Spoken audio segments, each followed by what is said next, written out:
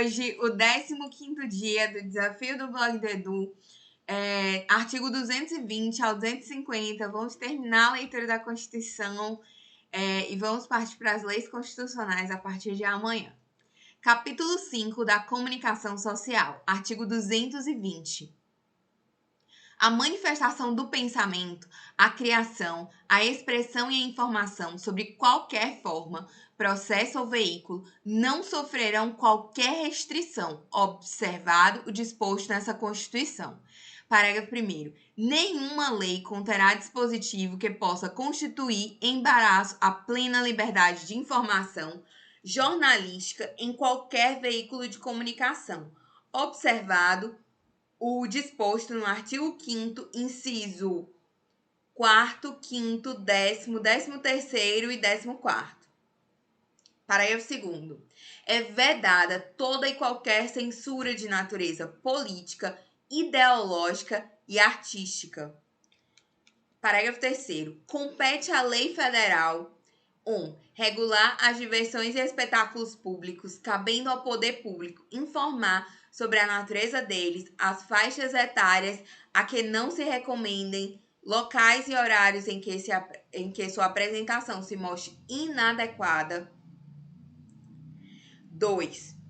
Estabelecer os meios legais que garantam à pessoa e à família a possibilidade de se defenderem de programas ou programações de rádio e televisão que contrariem o disposto no artigo 221, bem como da propaganda de produtos, práticas e serviços que possam ser nocivos à saúde e ao meio ambiente. Parágrafo 4º.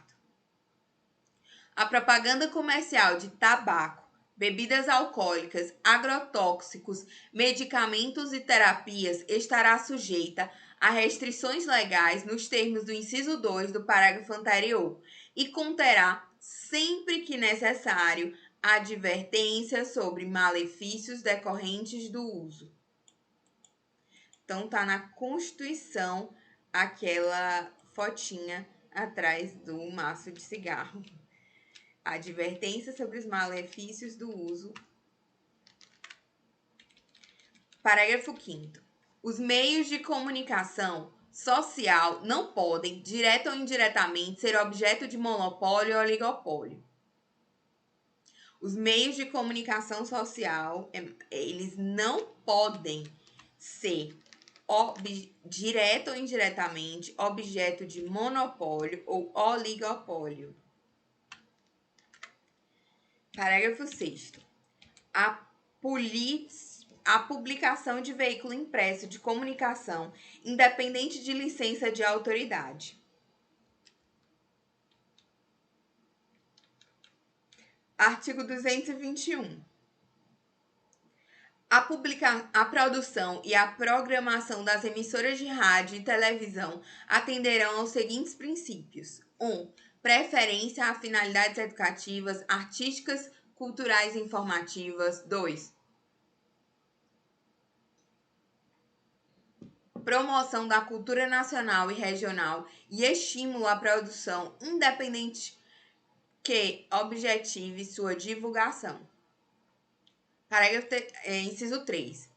A regionalização da produção cultural, artística e jornalística conforme percentuais estabelecidos em lei. 4. O respeito aos valores éticos e sociais da pessoa e da família. Então, a produção, os programas das emissoras de rádio e televisão atenderão esses princípios. Deixa eu ver se tem outro. Artigo 222. A propriedade da empresa jornalística e de radiodifusão sonora e de sons e imagens é privativa de brasileiros natos ou naturalizados há mais de 10 anos. Então, brasileiro nato pode ter propriedade de empresa jornalística e radiodifusão sonora? Pode, mas ele tem que ter 10 anos de naturalização ou pessoas jurídicas constituídas sob a forma das leis brasileiras que tenham sede no Brasil. Parágrafo 1º. Em qualquer caso, pelo menos 70% do capital total e do capital votante das empresas jornalísticas e de radiodifusão sonora de sons e imagens deverá pertencer direta ou indiretamente a brasileiros natos e naturalizados ou naturalizados há mais de 10 anos, que exercerão obrigatoriamente a gestão das atividades e estabelecerão o conteúdo de sua programação.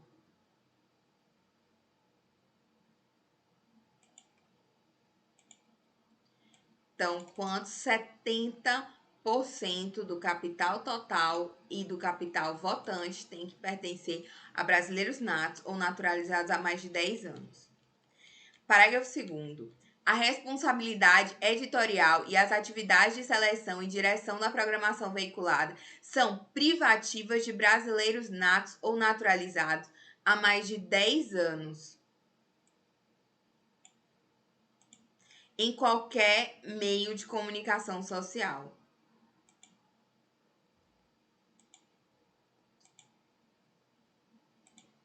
Brasileiros natos ou naturalizados há mais de 10 anos, em qualquer meio de comunicação social. Parágrafo 3º. Os meios de comunicação social eletrônica, independentemente da tecnologia utilizada para a prestação do serviço, deverão observar os princípios enunciados no artigo 221, na forma de lei específica, que também garantirá a prioridade dos profissionais brasileiros na execução de produções nacionais. Parágrafo 4º. A lei disciplinará a participação de capital estrangeiro nas empresas que trata o parágrafo 1º. Parágrafo 5º. As alterações de controle societário das empresas de que trata o parágrafo 1º serão comunicadas ao Congresso Nacional. Artigo 223. Compete ao Poder Executivo outorgar e renovar concessão, permissão e autorização para o serviço de radiodifusão de sons e imagens, observado o princípio da complementariedade dos sistemas privado, público e estatal. Parágrafo 1º. O Congresso Nacional apreciará o ato no prazo do artigo 64, parágrafo 2º e parágrafo 4º, a contar do recebimento da mensagem do presidente. Parágrafo 2º. A não renovação da concessão ou permissão dependerá da aprovação de, no mínimo, então, a não renovação, a regra é a renovação, então, a não renovação da concessão ou permissão dependerá da aprovação de, no mínimo, 2/5 do Congresso Nacional em votação nominal. Então, no mínimo, 2/5 do Congresso Nacional em votação nominal. Parágrafo 3º. O ato de outorga ou renovação somente produzirá efeitos legais após a deliberação do Congresso Nacional na forma dos parágrafos anteriores. Parágrafo 4º. O cancelamento da concessão ou permissão antes de vencido o prazo depende de decisão judicial. É reserva de jurisdição o cancelamento da concessão ou da permissão antes de vencido o prazo. Parágrafo 5º. O prazo de concessão ou permissão será de 10 anos para as emissoras de rádio e 15 anos para a televisão. 10 anos para emissoras de rádio e 15 para a televisão. Artigo 224. Para os efeitos do disposto nesse capítulo, o Congresso Nacional instituirá como seu órgão auxiliar o Conselho de Comunicação Social na forma da lei.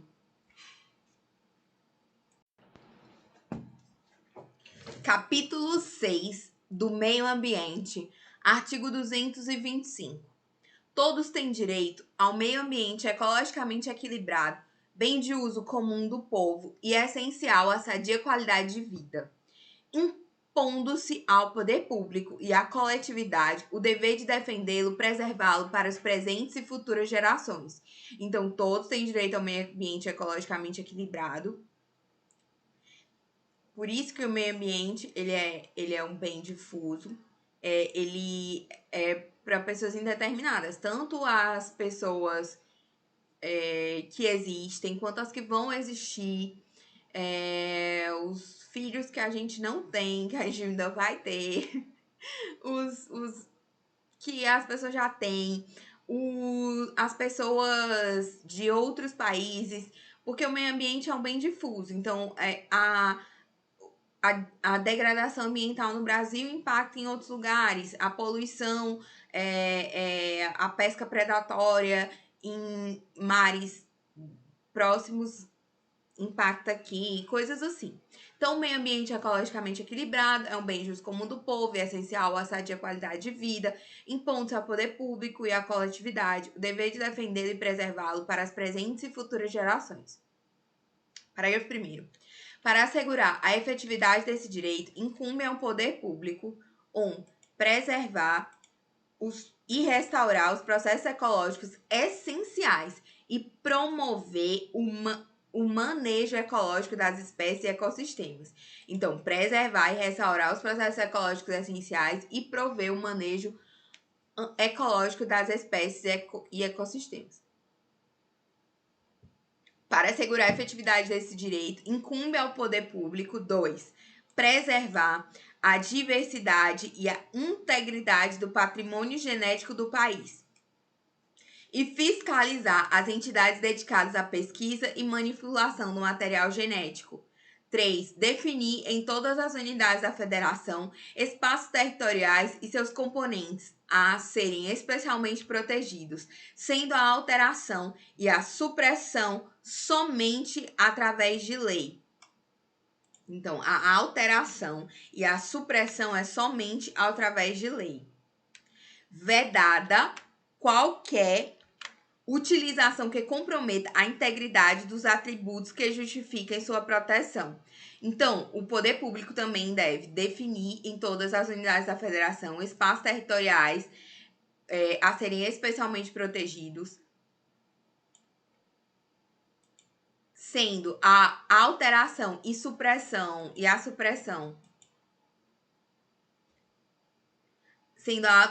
supressão somente permitidas por lei, vedada qualquer utilização que comprometa a integridade dos atributos que justificaram sua proteção. Então, vamos lá. 4.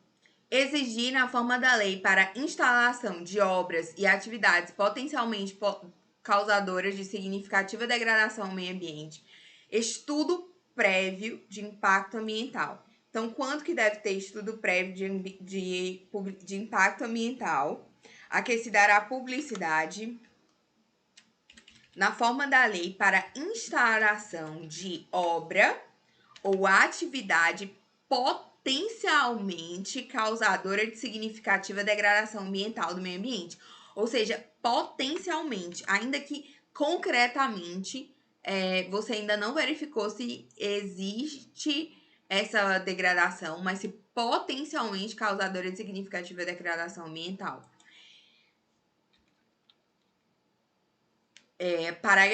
Inciso 5º. Controlar a produção, a comercialização e o emprego de técnicas, métodos e substâncias que comportem risco à vida, à qualidade de vida e ao meio ambiente. Então, controlar a produção, a comercialização e o uso, né? O emprego de técnicas, métodos e substâncias que comportem risco à vida, à qualidade de vida e ao meio ambiente.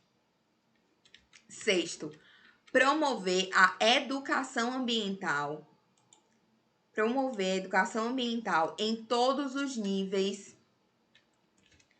Promover a educação ambiental em todos os níveis de ensino e a conscientização pública para a preservação do meio ambiente.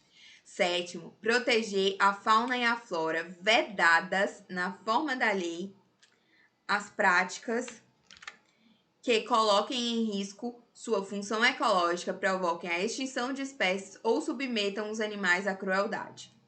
Então, ficar atentos. Então, é proteger a fauna e a flora e vedar na forma da lei práticas que coloquem em risco a função ecológica, provoquem a extinção de espécies ou submetam os animais à crueldade. Aqui vale dizer que, por exemplo, o Estado brasileiro não considerou prática cruel o uso de animais, o sacrifício de animais por religiões de matriz africana durante o culto, mas considerou a vaquejada uma prática cruel e decidiu que é inconstitucional a prática da vaquejada. Porém, houve um backlash legislativo que a gente vai ver aqui.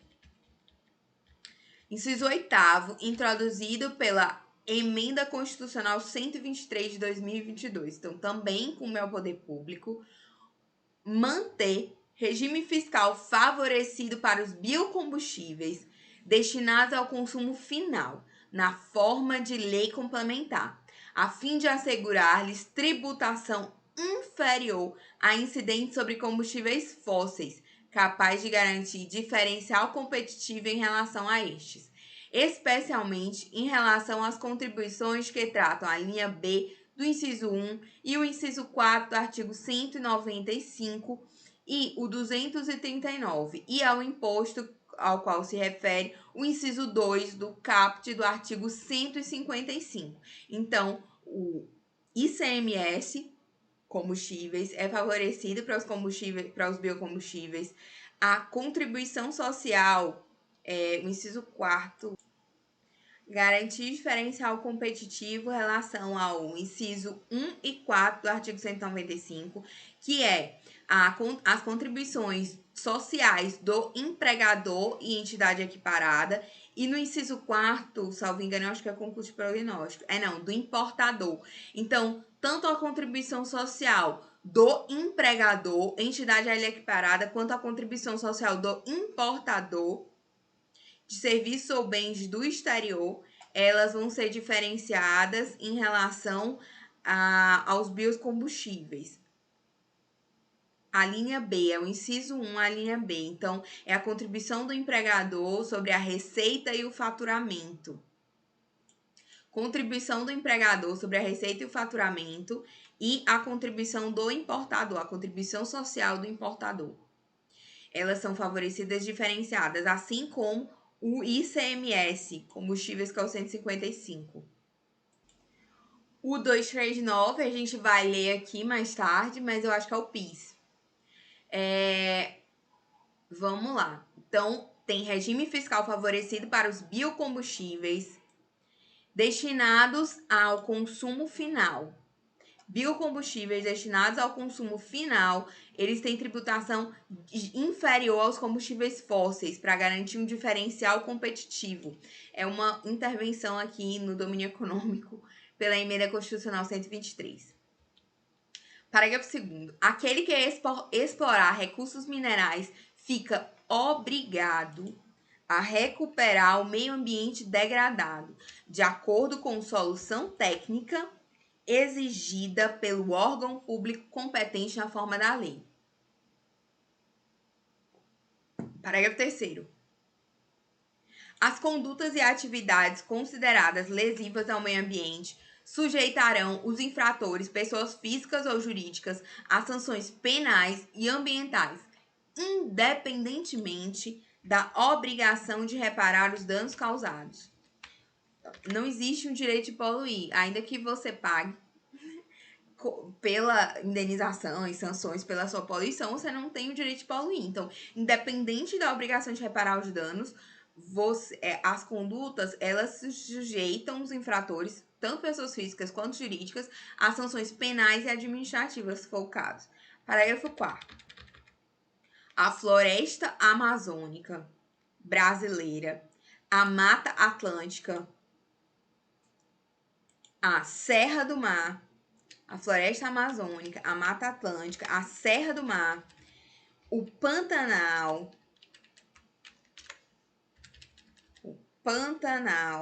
Mato Grossense e a Zona Costeira são patrimônios nacionais. São patrimônio nacional e a sua utilização far-se-á na forma da lei dentro das condições que assegurem a preservação ao meio ambiente, inclusive quanto ao uso de recursos naturais. Quem é que é patrimônio nacional? É a floresta amazônica, a Mata Atlântica, a Serra do Mar, o Pantanal Mato Grossense e a Zona Costeira. São apenas 5. Os Pampas não são patrimônio nacional. A Caatinga não é patrimônio nacional. Quem é patrimônio nacional? Floresta Amazônica, Mata Atlântica, Serra do Mar, Pantanal Mato Grossense e Zona Costeira. Floresta Amazônica, Mata Atlântica, Serra do Mar, Pantanal Mato Grossense e Zona Costeira. Não, os outros biomas, não. Parágrafo 5º. São indisponíveis as terras devolutas ou arrecadadas pelos estados por ações discriminatórias, necessárias à proteção dos ecossistemas naturais. São indisponíveis as terras devolutas ou arrecadadas pelos estados por ações discriminatórias necessárias à proteção dos ecossistemas naturais. Parágrafo 6º. As usinas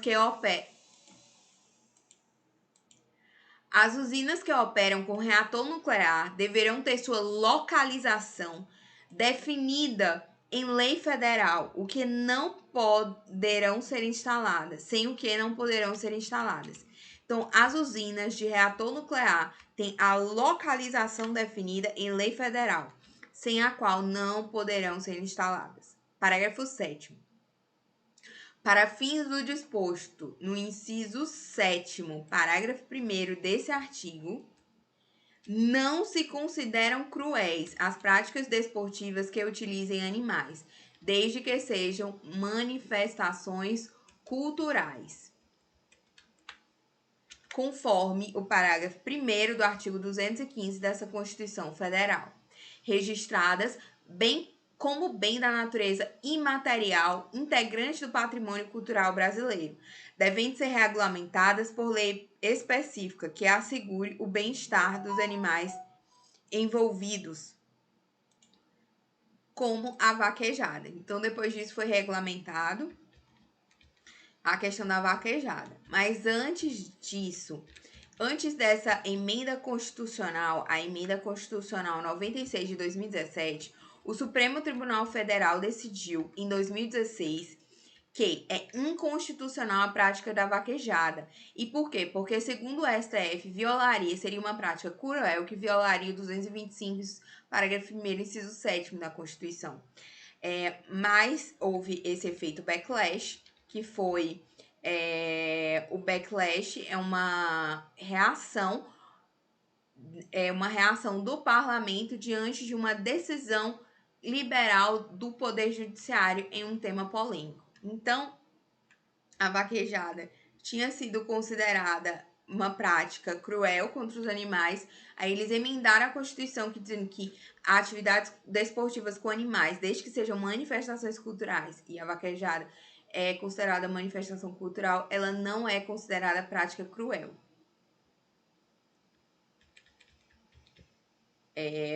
Vai ser regulamentada, já foi regulamentada por lei específica. Agora que vale a leitura de algumas súmulas ambientais, porque são poucas.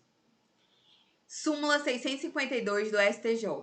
A responsabilidade civil da administração pública por danos ao meio ambiente, decorrente de sua omissão no dever de fiscalização, é de caráter solidário, mas de execução subsidiária. Então, a responsabilização civil da administração, ela, decorrente da omissão, ela é de caráter solidário, mas a execução é subsidiária.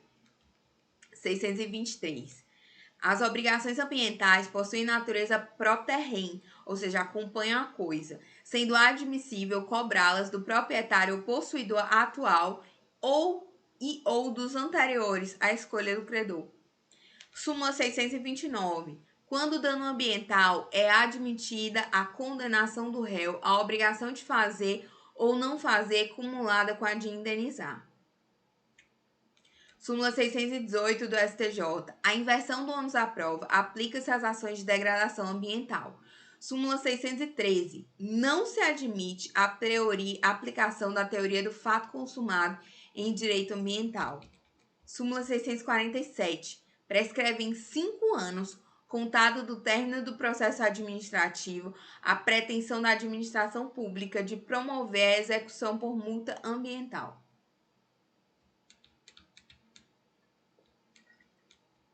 Capítulo 7º, da criança, do adolescente, do jovem e do idoso. Da família, da criança, do adolescente, do jovem e do idoso. A família é a base da sociedade e tem especial proteção do Estado. Parágrafo 1º. O casamento é civil, não é religioso. Casamento é civil.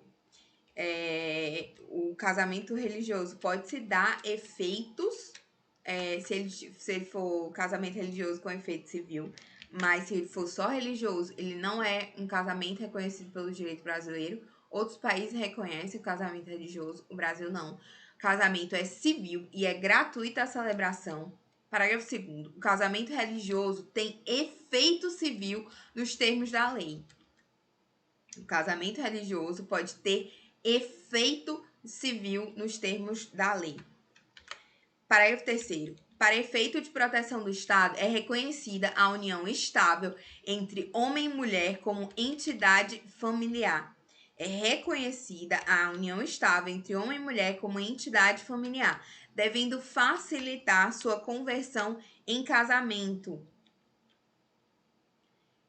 Sendo que o Supremo Tribunal reconhece também como entidade familiar as uniões homoafetivas e até a pessoa solteira é considerada pelo STJ uma entidade familiar para fins de proteção do bem de família, né, para não execução do bem próprio. O STJ não optou pela teoria que fala que eles simplesmente teriam direito à dignidade da pessoa humana pela pessoa em si, e não por ser família de si mesmo. Porque existe parte da doutrina civilista que diz que ninguém pode ser família de si mesmo, o que para mim faz mais sentido. Mas o STJ não foi por garantir a proteção sob o fundamento de que ele era uma pessoa e como pessoa tinha dignidade. Não, ele diz que a pessoa solteira é família e deve ter a garantia da proteção. Então, houve uma ampliação bem grande do conceito. Parágrafo 4º. Entende-se também como entidade familiar a comunidade formada por pais e seus descendentes. Então, sempre foi família, pais e seus descendentes, por equiparação aqui na Constituição. Não foi jurisprudencial. Parágrafo 5º. Os direitos e deveres referentes à sociedade conjugal são exercidos igualmente por homens e mulheres.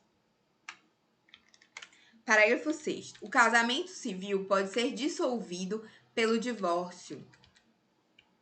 E o divórcio é um direito potestativo que pode ser exercido, inclusive, sem a anuência do cônjuge. E a qualquer tempo. Não há tempo para o seu exercício. Não há fixação de prazo para o seu exercício. Parágrafo 7º. Fundado nos princípios da dignidade da pessoa humana e da paternidade responsável, o planejamento familiar é livre decisão do casal, competindo ao Estado propiciar recursos educacionais e científicos para o exercício desse direito, vedada qualquer forma coercitiva por parte de instituições oficiais ou privadas. Parágrafo 8º. O Estado assegurará a assistência à família na pessoa de cada um dos que a integram, criando mecanismos para coibir a violência no âmbito de suas relações. Artigo 227.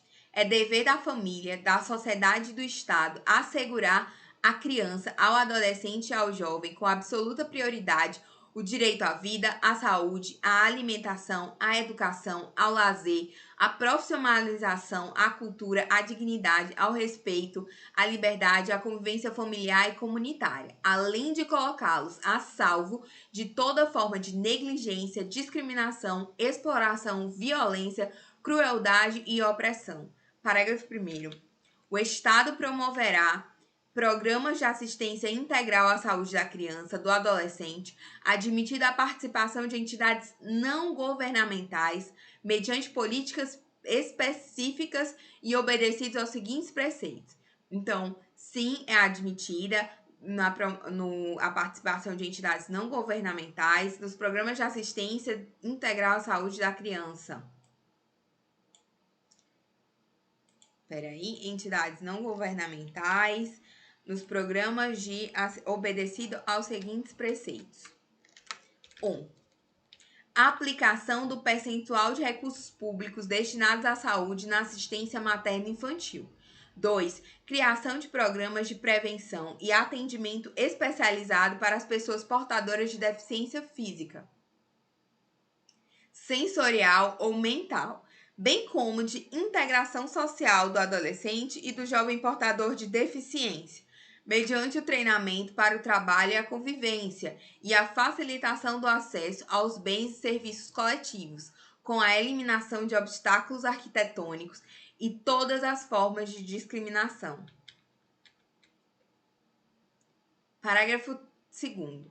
A lei disporá sobre normas de construção de logradouros e dos edifícios de uso público e de fabricação de veículos de transporte coletivo, a fim de garantir acesso adequado a pessoas portadoras de deficiência. Parágrafo 3º. O direito à proteção especial abrangerá os seguintes aspectos: idade mínima de 14 anos para admissão ao trabalho, observado o artigo 7º, inciso 33. 2. Garantia de direitos previdenciários e trabalhistas.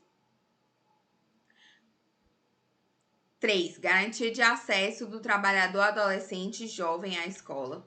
4. Garantia de pleno e formal conhecimento da atribuição de ato infracional, igualdade na relação processual e defesa técnica por profissional habilitado, segundo a legislação tutelar específica. 5. Obediência aos princípios da brevidade, da excepcionalidade e respeito à condição peculiar da pessoa em desenvolvimento, quando da aplicação de qualquer medida privativa de liberdade. 6. Estímulo do poder público, através da assistência jurídica, incentivos fiscais e subsídios nos termos da lei, ao acolhimento sob a forma de guarda da criança ou adolescente órfão ou abandonado. 7. Programas de prevenção e atendimento especializado à criança ou adolescente e ao jovem dependente de entorpecentes e drogas afins. Parágrafo 4º. A lei punirá severamente o abuso, a violência e a exploração sexual da criança e do adolescente. Parágrafo 5º.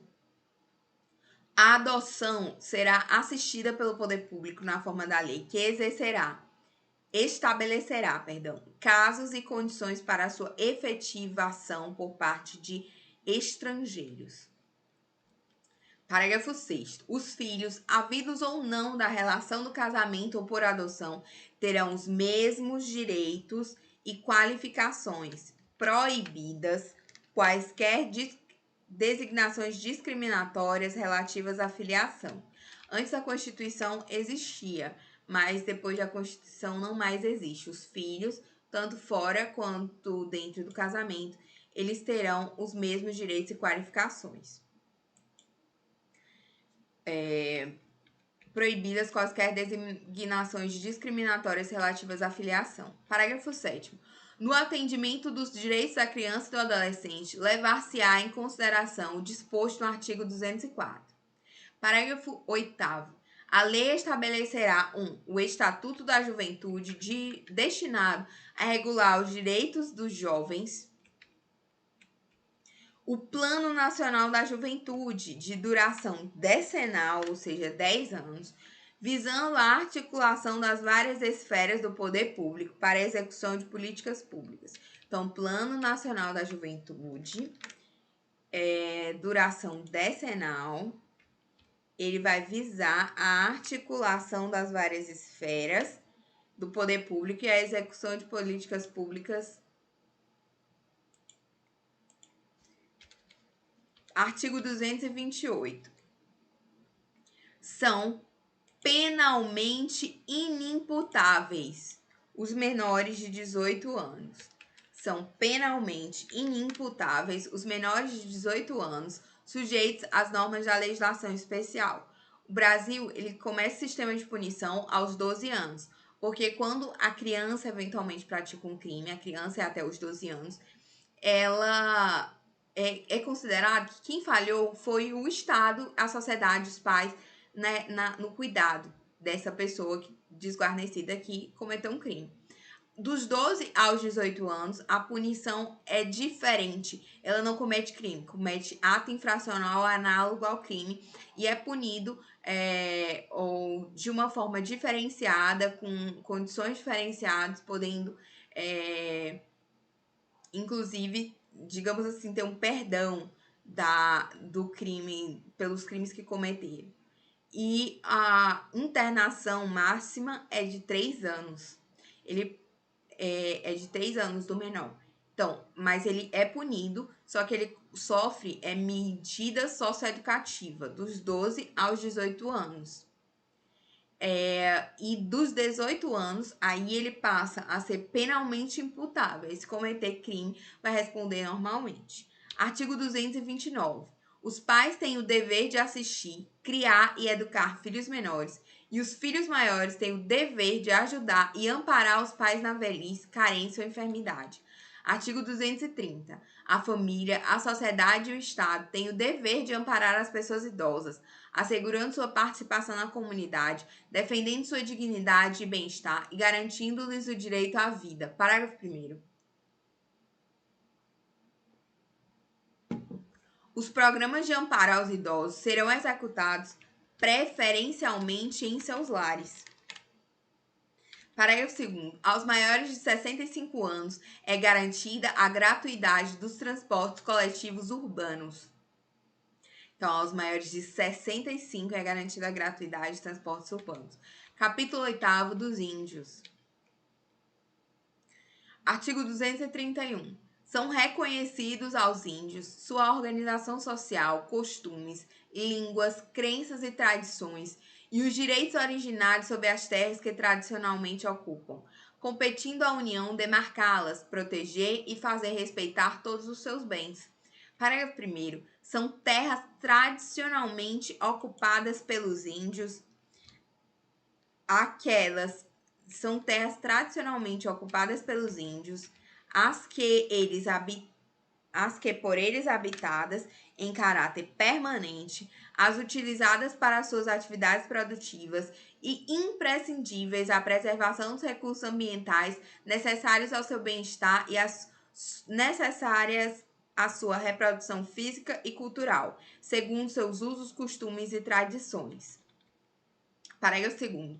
As terras tradicionalmente ocupadas pelos índios destinam-se à sua posse permanente, cabendo-lhes o usufruto exclusivo das riquezas do solo, dos rios e dos lagos nelas existentes. Parágrafo 3º. O aproveitamento dos recursos hídricos, incluídos os potenciais energéticos, a pesquisa e a lavra das riquezas minerais em terras indígenas, só poderão ser efetivados com autorização do Congresso Nacional, ouvidas as comunidades afetadas, ficando-lhes assegurado participação no resultado da lavra na forma da lei.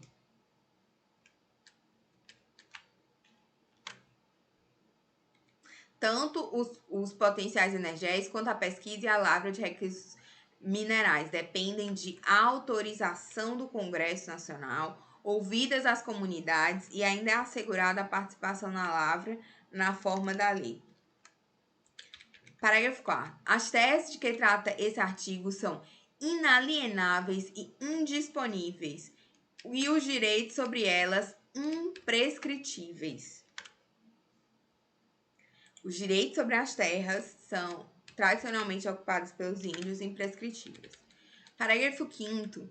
É vedada a remoção de grupos indígenas de suas terras, salvo ad referendo do Congresso Nacional em caso de catástrofe, epidemia que ponha em risco sua população ou no interesse da soberania do país, após deliberação do Congresso Nacional, garantido em qualquer hipótese o retorno imediato logo que cesse o risco.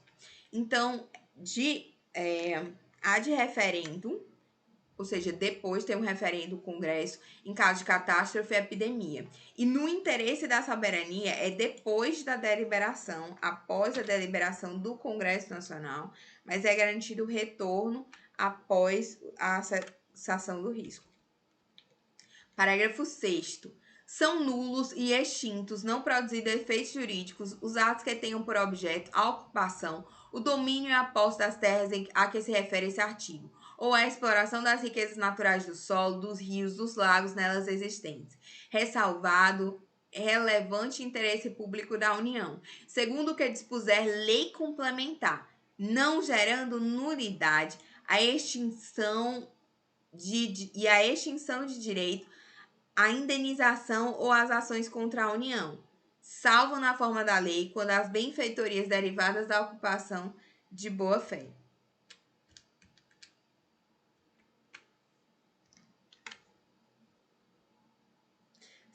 Em regra, são nulos ou extintos, não produzindo efeitos, os atos que tenham por objeto a ocupação, o domínio, a posse das terras tradicionalmente ocupadas pelos índios, ou a exploração das riquezas naturais do solo, dos rios, dos lagos nelas existentes, ressalvado o interesse público da União, segundo o que dispuser lei complementar, não gerando nulidade não gerando a nulidade a extinção do direito à indenização às ações contra a União, salvo na forma da lei quanto a benfeitorias derivadas de ocupação de boa-fé.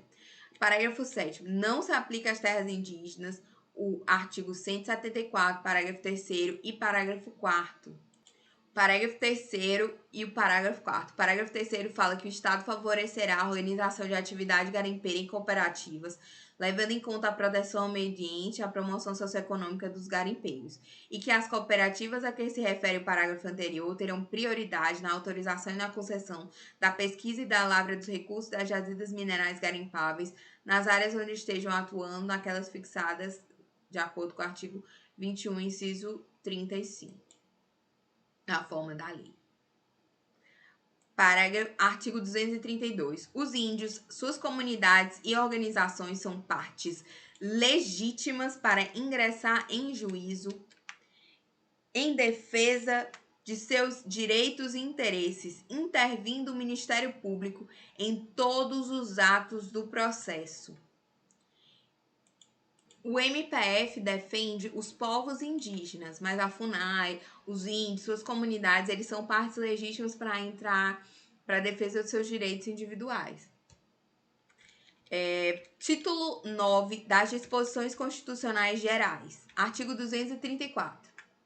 É vedado à União, direta ou indiretamente, assumir, em decorrência da criação de Estado, encargos referentes a despesas com pessoal inativo e com encargos e amortização de dívida interna ou externa da administração pública, inclusive indireta. Artigo 235. Nos 10 primeiros anos da criação de um Estado, serão observadas as seguintes normas básicas. 1. A Assembleia Legislativa será composta de 17 deputados, se a população do Estado for inferior a 600 mil habitantes, e 24 deputados, se igual ou superior a esse número, até 1.500.000. Então, 17 deputados se for 600 mil habitantes e 24 se for igual ou superior a 1.500.000. Igual ou superior a até 1.500.000. 2. O governo, terá no máximo 10 secretarias. Então, o governo terá no máximo 10 secretarias. 3. O Tribunal de Contas terá 3 membros, nomeados pelo governador eleito, dentre brasileiros de comprovada idoneidade e notório saber. O Tribunal de Justiça terá 7 desembargadores. 5. Os primeiros desembargadores serão nomeados pelo governador eleito, escolhidos da seguinte forma: 5 dentre magistrados com mais de 35 anos de idade em exercício na área do novo Estado ou do Estado originário. B. 2 dentre promotores das mesmas condições e advogados de comprovada idoneidade e saber jurídico com 10 anos no mínimo de exercício profissional, obedecido o procedimento fixado na Constituição. Sexto, no caso de um Estado proveniente do território federal, os 5 primeiros desembargadores poderão ser escolhidos dentre juízes de direito de qualquer parte do país. 7. Em cada comarca, o primeiro juiz de direito, o primeiro promotor de justiça e o primeiro defensor público serão nomeados pelo governador eleito após concurso público de provas e títulos. 8. Até a promulgação da Constituição Estadual, responderão pela Procuradoria-Geral, pela Advocacia-Geral e pela Defensoria-Geral do Estado, advogados de notório saber com 35 anos de idade no mínimo, nomeados pelo governador e demissíveis ad nutum. 9. Se o novo Estado for resultado de transformação de território federal, a transferência de encargos financeiros da União para pagamento de servidores optantes que pertenciam à administração federal ocorrerá da seguinte forma. A. No 6º ano de instalação, o Estado assumirá 20% dos encargos financeiros para fazer face ao pagamento de servidores públicos, ficando ainda o restante sob a responsabilidade da União. No 7º ano, os estados serão acrescidos 30% e no 8º os restantes 50%. 10. As nomeações a que se seguirem as primeiras para os cargos mencionados nesse artigo serão disciplinadas na Constituição Estadual. 11. As despesas orçamentárias com pessoal não poderão ultrapassar 50% da receita do Estado. Não poderão ultrapassar 50% da receita do Estado. O Trena caiu com a reforma ortográfica, né? E também lembrando que de acordo com a LRF, o limite de gasto de despesa com pessoal, ela é de 60% para os estados e municípios e 50% para a União. Mas aqui, as despesas orçamentárias com pessoal não poderão ultrapassar 50% da receita do Estado. Artigo 236. Os serviços notariais e de registro são exercidos em caráter privado por delegação do poder público. Então, são exercidos em caráter privado por delegação do poder público. Parágrafo 1º. A lei regulará as atividades, disciplinará a responsabilidade civil e criminal dos notários, dos oficiais de registro e de seus prepostos e definirá a fiscalização de seus atos pelo Poder Judiciário. Parágrafo 2º. Lei federal estabelecerá normas gerais para a fixação de emolumentos relativos aos atos praticados pelos serviços notariais e de registro. Parágrafo 3º. O ingresso na atividade notarial e de registro depende de concurso público de provas e títulos, não se permitindo que qualquer serventia fique vaga sem a abertura de concurso de provimento ou de remoção por mais de 6 meses.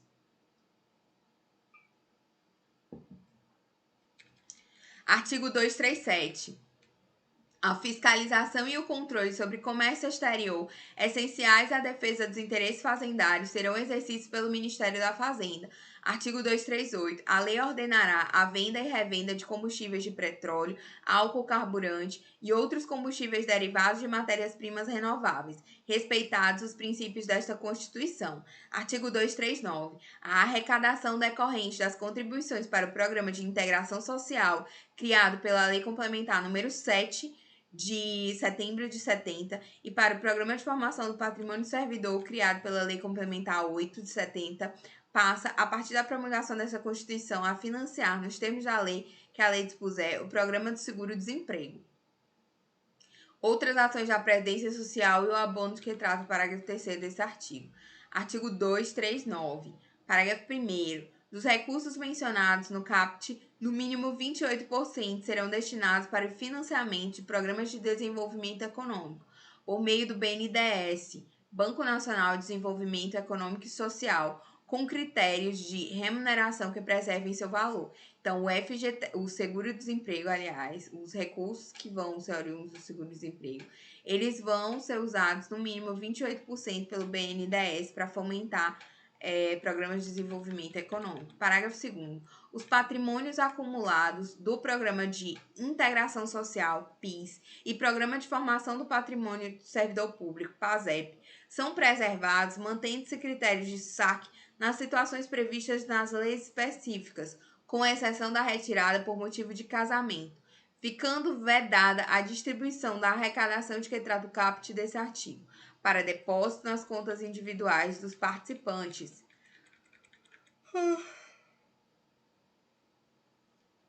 Parágrafo 3º. Aos empregados que perceberam de empregadores que contribuem para o Programa de Integração Social e para o Programa de Formação do Patrimônio do Servidor Público, PIS/PASEP, até 2 salários mínimos de remuneração mensal, é assegurado pagamento de um salário mínimo anual, computado neste valor o rendimento das cotas em contas individuais, no caso daqueles que já participavam dos referidos programas até a data da promulgação dessa Constituição. Parágrafo 4º. O financiamento do seguro-desemprego receberá uma contribuição adicional da empresa, cujo índice de rotatividade da força de trabalho superar o índice médio da rotatividade do setor. Então, se a empresa demite muito, ela vai pagar uma contribuição adicional pela rotatividade aí do servidor, que ela usa muito o seguro-desemprego.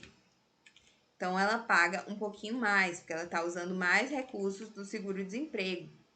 Está desempregando o povo.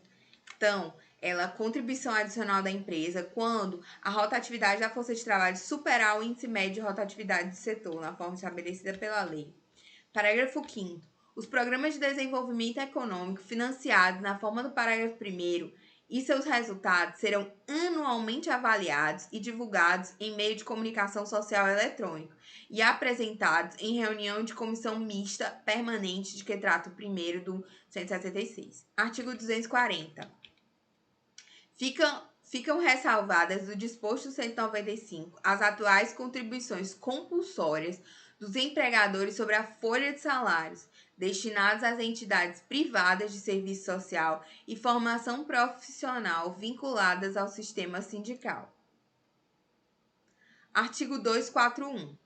A União, os Estados, o Distrito Federal e os municípios disciplinarão, por meio de lei, os consórcios públicos e os convênios de cooperação entre os entes federados. Então, a União e os Estados disciplinarão, por meio de lei, os consórcios públicos e os convênios de cooperação entre os entes federados, autorizando a gestão associada de serviços públicos, bem como transferência total ou parcial de desencargo, serviço, pessoal e bens essenciais à continuidade dos serviços transferidos. Artigo 242. O princípio do artigo 206, inciso 4º, não se aplica às instituições educacionais oficiais criadas por lei estadual ou municipal e existentes na data da promulgação dessa Constituição, que não sejam total ou preponderantemente mantidas com recursos públicos.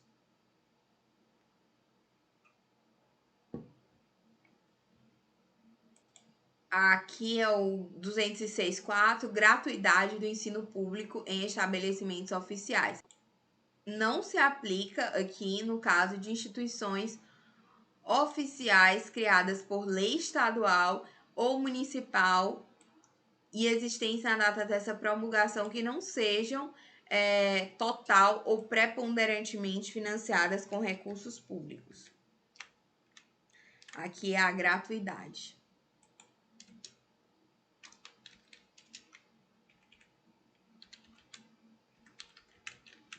Parágrafo 1º. O ensino da história do Brasil levará em conta suas contribuições de diferentes culturas e etnias para a formação do povo brasileiro. Parágrafo 2º. O Colégio Pedro II, localizado no Rio de Janeiro, será mantido na órbita federal. Aqui vale dizer que essa norma ela é formalmente constitucional. Ela é exemplo clássico de uma norma formalmente constitucional, mas materialmente não é. Artigo 243. As propriedades rurais e urbanas de qualquer região do país propriedades rurais e urbanas de qualquer região do país onde forem localizadas culturas ilegais de plantas psicotrópicas ou a exploração de trabalho escravo na forma da lei, que ainda não existe a lei, né, serão expropriadas e destinadas à reforma agrária e em programas de habitação popular, sem qualquer indenização ao proprietário e sem prejuízo de outras sanções previstas em lei no que couber. Então, a expropriação aqui é por culturas ilegais de plantas psicotrópicas, e não é só a parte que estava plantando, é toda a propriedade. E a exploração do trabalho escravo na forma da lei serão expropriadas sem pagamento de qualquer indenização ao proprietário e sem prejuízo de outras sanções previstas em lei. Observado no que couber o disposto no artigo 5º, parágrafo único. Todo e qualquer bem de valor econômico apreendido em decorrência do tráfico ilícito de entorpecentes e drogas afins e da exploração do trabalho escravo será confiscado e reverterá a fundo especial com destinação específica na forma da lei. Então, todo e qualquer bem de valor econômico apreendido em razão do tráfico ilícito de entorpecentes e drogas afins e a exploração do trabalho escravo será confiscado e reverterá a fundo especial com destinação específica. Artigo 244. A lei disporá sobre a adaptação de logradouros, dos edifícios de uso público, dos veículos de transporte coletivo atualmente existentes, a fim de garantir acesso adequado às pessoas portadoras de deficiência, conforme disposto no artigo 227, parágrafo 2º. Artigo 245. A lei disporá sobre as hipóteses e condições em que o poder público dará assistência aos herdeiros e dependentes carentes de pessoas vitimadas por crimes dolosos, sem prejuízo da responsabilidade civil do autor do ilícito. Artigo 246.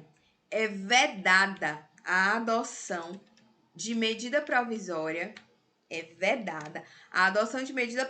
Na regulamentação de artigo da Constituição cuja redação tenha sido alterada por meio de emenda promulgada entre janeiro de 95 até a promulgação desta emenda, inclusive, que é a emenda constitucional 32 de 2001.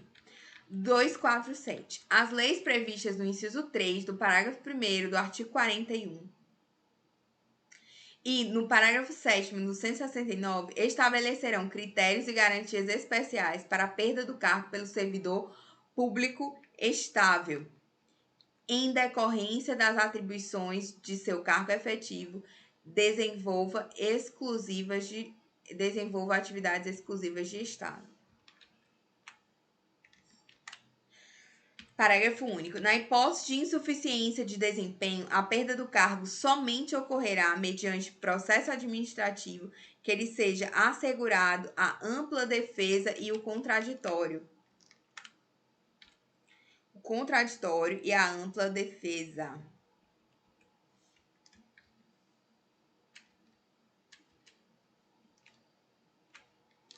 Artigo 248. Os benefícios pagos a qualquer título pelo órgão responsável pelo regime geral de previdência, ainda que à conta do Tesouro Nacional, e não sujeitos ao limite máximo de valor fixado para os benefícios concedidos por esse regime, observarão os limites fixados no artigo 37, inciso 11, que é o teto, que é o que recebe os ministros do STF. Artigo 249. Com o objetivo de assegurar recursos para pagamento de proventos de aposentadoria e pensões concedidas aos respectivos servidores e seus dependentes, em adição aos recursos dos respectivos tesouros, a União, os Estados, o Distrito Federal e os municípios poderão constituir fundos integrados pelos recursos provenientes de contribuições e por bens, direitos e ativos de qualquer natureza, mediante lei que disporá sobre a natureza e a administração desses fundos. Artigo 250. com o objetivo de assegurar recursos para pagamento dos benefícios concedidos pelo regime geral de previdência social, em adição aos recursos de sua arrecadação, a União poderá constituir fundo integrado por bens, direitos e ativos de qualquer natureza, mediante lei que disporá sobre a natureza e a administração desse fundo. E é isso, o texto da Constituição está lido. Agora vamos para as leis constitucionais, galera.